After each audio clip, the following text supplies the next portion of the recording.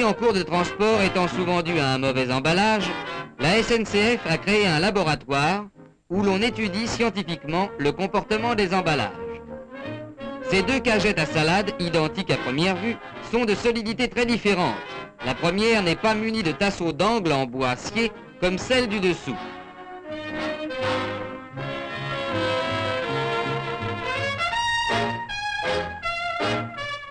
Après avoir muni chaque emballage d'un couvercle, on les dispose l'un sur l'autre sur le plateau de la presse à cadran pour être soumis à une pression progressive constante.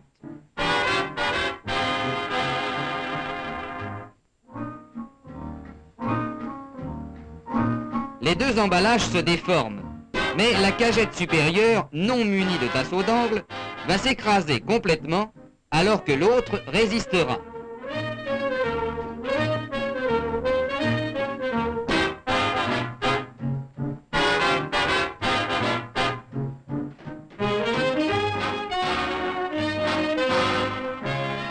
Cette autre machine, le tambour de choc, permet de réaliser des manutentions brutales, éprouvant successivement chaque face et chaque angle d'un colis.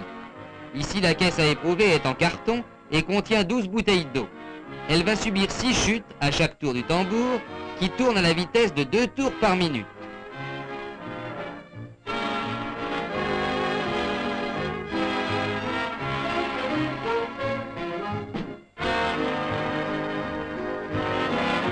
Le carton n'était pas de bonne qualité, la protection intérieure des bouteilles inefficace, la fermeture insuffisante. Le résultat est là, cet emballage en carton n'a pas résisté à 14 chutes. Que convient-il de faire pour avoir un bon emballage? Tout d'abord, éprouver la qualité du carton. On se sert pour cela de l'appareil Mullen, qui permet de mesurer avec précision la résistance du carton à l'éclatement. Des tables de comparaison permettent de déterminer dimension et poids maximum de la caisse confectionnée avec ce carton.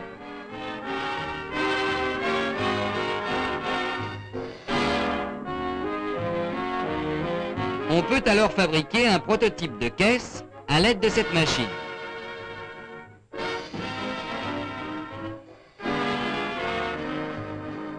Après traçage et découpage, les pliures sont amorcées. Puis on fera les entailles qui vont libérer les rabats.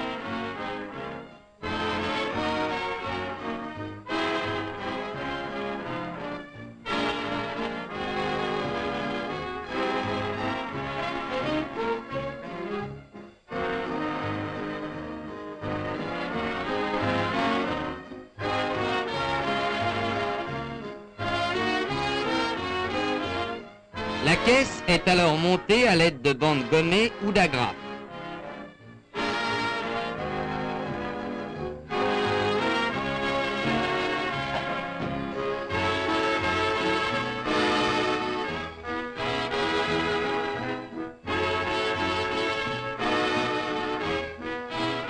Dans les manchons intérieurs, 12 bouteilles trouveront aisément leur place tout en étant bien serrées. La condition essentielle de réalisation d'un bon emballage est de supprimer les vides entre les divers objets afin d'éviter tout contact entre eux et tout flottement à l'intérieur de l'emballage.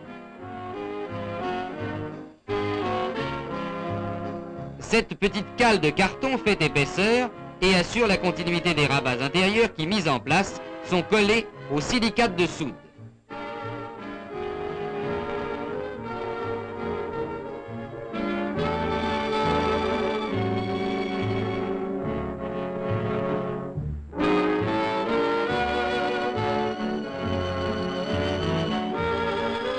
Enfin, la pose des bandes gommées renforce considérablement la solidité du colis.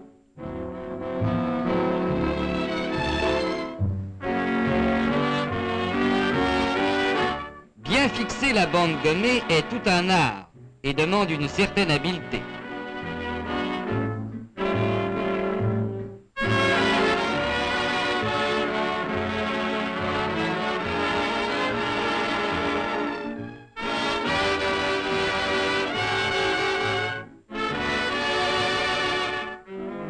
C'est avec confiance que l'on soumet cette caisse à la terrible épreuve du tambour de choc.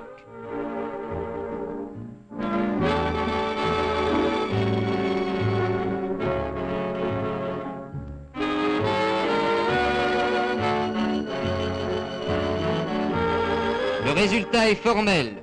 Le colis est encore intact après 80 chutes.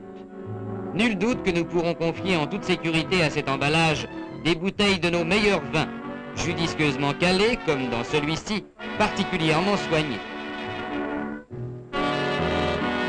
Cette ampoule de verre aux formes bizarres est un élément d'émetteur de télévision. Sa valeur n'a d'égal que sa fragilité. Aussi faut-il lui préparer un lit douillet. Spécialement étudié pour sa délicate constitution, il est fait de bandes de carton souple sur lesquelles sont collées des pastilles de caoutchouc mousse.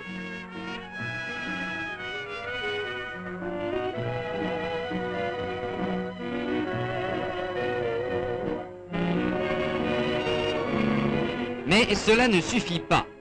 Cette boîte est elle-même placée dans une autre boîte en carton ondulé double-double de haute résistance ou en carton compact à haute résistance, dont les parois sont doublées de dispositifs élastiques.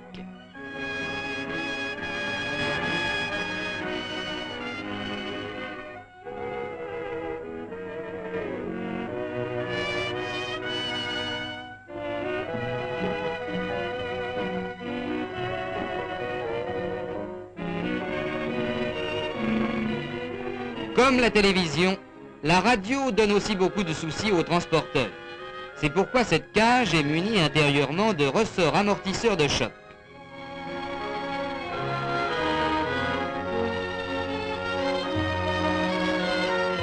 Sa forme de niche à chien lui évitera d'être placé sans dessus-dessous.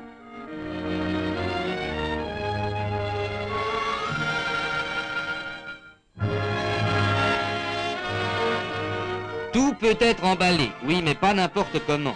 Ce radiateur à gaz aura sa tenue de voyage bien à lui, taillée à sa mesure et calculée d'après ses particularités. C'est ainsi que pour chaque cas, tous les problèmes dans ce domaine peuvent être soumis aux techniciens du laboratoire général pour emballage qui trouveront une solution au mieux des intérêts de chacun.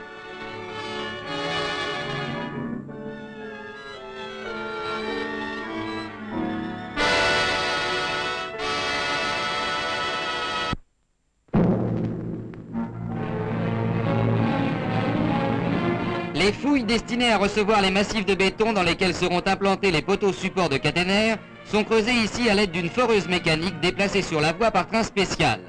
L'élément principal de la foreuse, constitué par un forêt-fraise de 0,55 m de diamètre portant 2 couteaux, peut prendre un mouvement de rotation en même temps qu'un mouvement vertical. Le forêt attaque le sol en tournant, à la manière d'un tire-bouchon, et se charge de terre.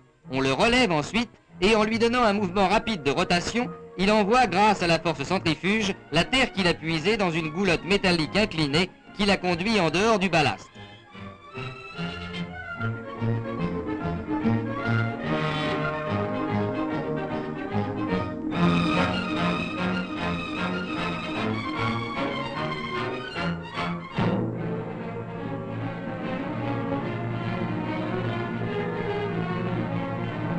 Le forêt-fraise n'est en somme qu'une grande tarière, mais qui creuse des fouilles importantes.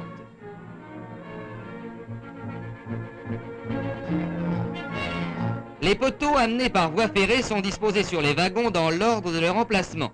Ils sont soulevés par la grue incorporée au convoi, puis posés dans le trou foré. Ils seront maintenus provisoirement par des cales jusqu'à l'arrivée du train comprenant un wagon bétonnière qui viendra couler le béton. Cette technique permet le forage de fouilles profondes, de faible diamètre, ce qui entraîne une réduction importante du cube, non seulement des terrassements, mais surtout du béton. Par ailleurs, par sa rapidité d'exécution, 6 trous à l'heure, l'engin est bien adapté aux travaux sur voie ferrée.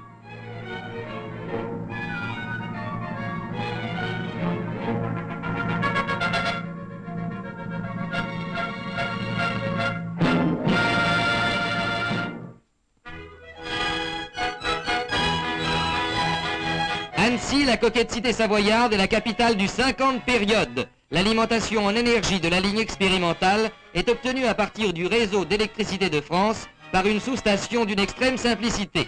Les installations réduites au strict minimum consistent essentiellement en 2 transformateurs fournissant la tension monophasée à 20 000 volts.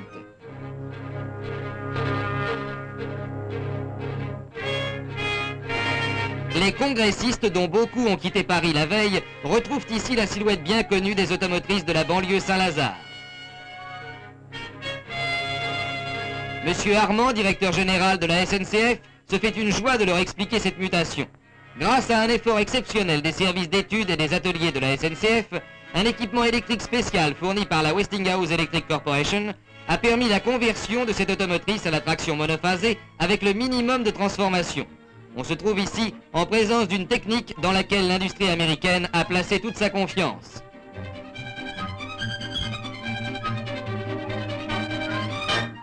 Le courant monophasé, après abaissement de sa tension dans un transformateur, est converti en courant continu dans des redresseurs à vapeur de mercure de très petite taille appelés ignitrons. Cette automotrice fonctionnait déjà sous courant monophasé, mais à la fréquence 16/2 sur la Deutsche Bundesbahn. Convertie aux 50 périodes par les soins de la mission d'essai SNCF en Allemagne sous la conduite de M. de Giacomoni, elle est équipée de moteurs à 50 périodes étudiés par le professeur Müller.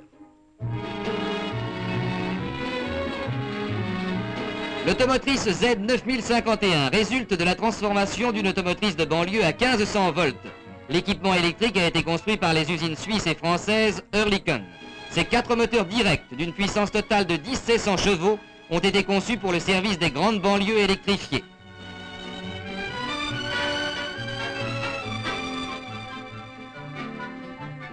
La locomotrice BB8051, construite par Alstom, appartient comme l'automotrice à ignitron à la famille des engins à redresseurs. Mais ces derniers sont ici du type polyanodique, scellés et refroidis par air. On attend beaucoup d'enseignements d'un tel type de machine, capable de résoudre des problèmes de traction difficiles. En service sur la ligne du Hollental en Allemagne, la locomotrice BBAEG à 50 périodes est caractérisée essentiellement par ses moteurs monophasés spéciaux à 2 collecteurs et par une batterie de condensateurs destinée à améliorer son facteur de puissance. Doyenne des prototypes français, la CC6051, un moteur direct construit par Oerlikon et Winterthur, a fait preuve de qualité. Ayant parcouru 150 000 km en un an avec une parfaite régularité, elle continue depuis à défendre brillamment l'honneur du 50 périodes. La deuxième des prototypes construits par la société Alstom est une CC à moteur direct, dont la silhouette rappelle les fameux CC7000 à courant continu. Elle se caractérise essentiellement par ses moteurs doubles à 2 induits dans une même carcasse. Quoique plus longue et plus lourde que la CC6051 Oerlikon, elle est cependant un peu moins puissante. 3660 chevaux de puissance continue au lieu de 4200. Un simple fil de 107 mm², un pantographe léger, voilà qui suffit maintenant à faire passer 4000 chevaux dans une locomotive. Il s'agit maintenant de capter 200 ampères au lieu des 2500 à 3000 nécessaires en courant continu. Sous-station réduite au minimum, caténaire légère, puissante locomotive, voici ce que sera la physionomie des futures artères électrifiées de la SNCF.